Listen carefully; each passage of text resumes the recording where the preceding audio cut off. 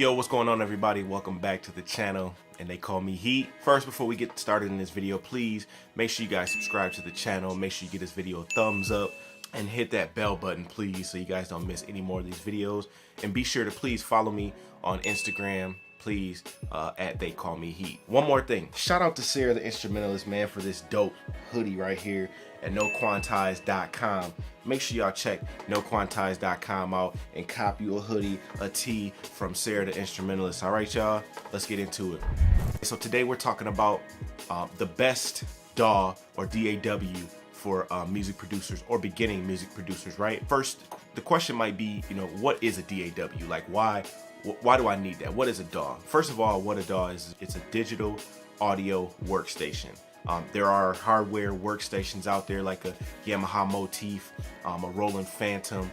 There's other, individual like Roland Junos. There's different hardware-based workstations, but a digital audio workstation is your day-to-day FL Studio, Reason, Ableton, Logic.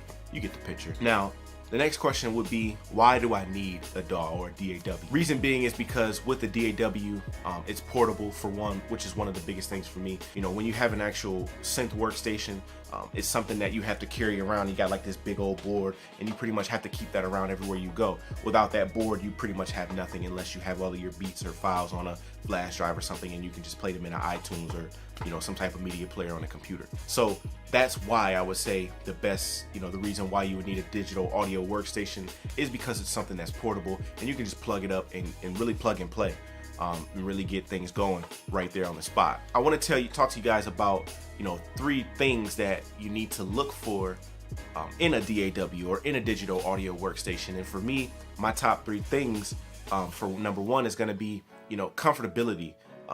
When you first open the DAW, you need to feel comfortable. You need to feel like at ease about what you're working with. You should feel like what you're getting yourself into isn't something that's gonna, hinder you from creating. You should be able to pop it open and really get to creating right then and there. Now, of course, that's not the case for every single DAW because, not all DAWs are that easy to where you can just get in, open the box up, and just go. There is some training. There is a lot of videos on YouTube for pretty much any DAW or digital audio workstation that's out there, and you can go right to youtube.com, type in, how to FL Studio, how to Ableton, how to Reason, and you're gonna find millions of videos on how to do anything in that DAW, right? But back to what I was talking about is comfortability. You need to be comfortable when you open that DAW, and it needs to feel like I'm at home with this DAW. So that's really the number 1 priority for me. Number 2 is, the ease of use. Is it easy to use? Is it, do you have to go through a lot of hoops to, even start just a simple drum pattern? Or do you have to run through a lot of hoops just to even get, like a piano sound or something to just start with keys or whatever? Are you able to just pull out a sound and just go? That's another thing, is ease of use. Tip number 3 is pretty much knowing why you're using that DAW. Of course, your reasoning of using the DAW is to make music. Of course, that's a given. But are you looking to record vocals as well as make the beat? Are you looking to just make beats? Because there's a lot of DAWs that, have ease of use for both. For me, I started off with FL Studio and Hip Hop EJ. So being able to create right on the spot, those programs gave me that ease of use, or they gave me that comfortability, and I knew what I wanted to do with those DAWs right off the bat. That's why I picked those DAWs. I've worked with Logic, I've worked with Reason, I've worked with Ableton, I've worked with a lot of different DAWs, and the one DAW that really that I really feel comfortable with is, of course, FL Studio, which is pretty much everyone's favorite. And the reason being is because I started on FL3 when it was version 3. So I pretty much learned how to sample. I pretty much learned how to program my drums. I pretty much learned how to do everything without having, needing a keyboard, a MIDI controller, or needing a machine. Like, I could do everything with a mouse. I choose to have a MIDI controller. I choose to have a machine because those are different things that help me, get to the end result. And that's really why I use MIDI controllers and the machines, because I need those tools to help me get to the end result. Now, you want to try different DAWs to find out which one really you know, is good for what you want. Like I said, do you want to record vocals? I found it easier to record in like a Pro Tools or a Studio One more so than an FL Studio, although I do everything inside of FL Studio. The reason being is because I am very comfortable with FL Studio. Goes back to the first two tips. I'm comfortable with it and it's easy to use.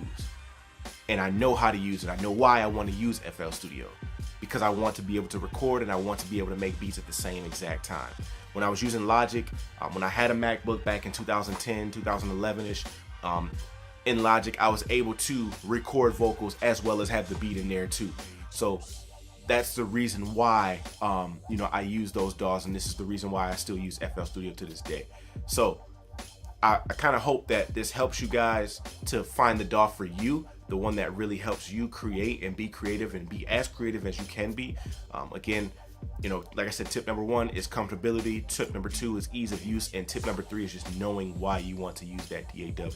There's so many DAWs out there. There's Ableton, there's Reason, there's Logic, there's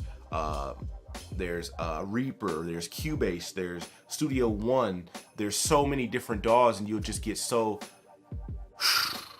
you'll be so mind blown and overwhelmed with all these different DAWs. I say one thing: you never know which shoe you like until you try them all on. So try different DAWs, you know, especially because a lot of DAWs give you the option of downloading a free demo.